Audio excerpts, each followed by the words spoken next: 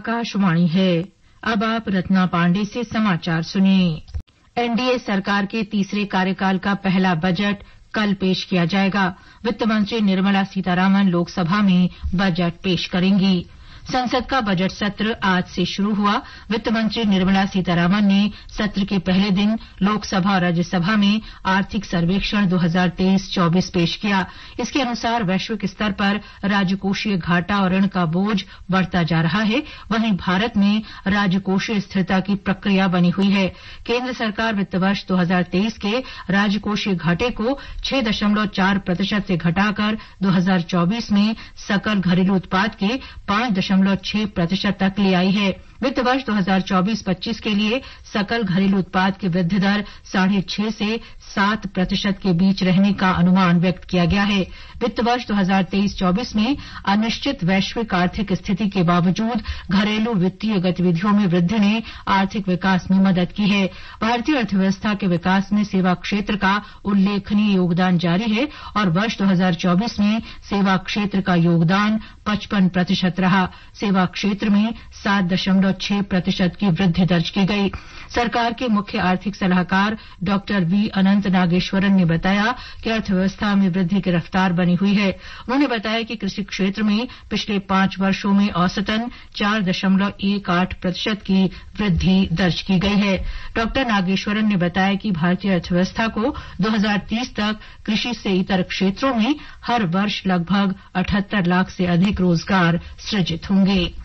प्रधानमंत्री नरेंद्र मोदी ने कहा है कि आर्थिक सर्वेक्षण देश की अर्थव्यवस्था की मजबूती बताता है और सरकार द्वारा किए गए विभिन्न सुधारों के परिणामों को भी दर्शाता है। एक सोशल मीडिया पोस्ट में श्री मोदी ने कहा कि ये भविष्य के विकास और प्रगति के क्षेत्रों की भी पहचान करता है, क्योंकि हम एक विकसित भारत के निर्माण की दिशा में आगे बढ़ रहे हैं। लोकसभा में आज 2025 के ओलंपिक खेलों के लिए भारत की तैयारियों पर चर्चा हुई।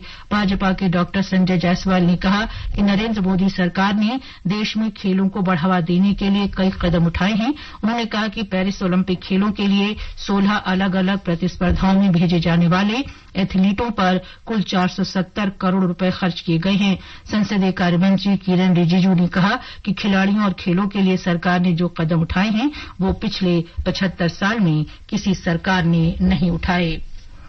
सरकार ने कहा है कि देश में बेरोजगारी दर में हाल के वर्षों में गिरावट आई है।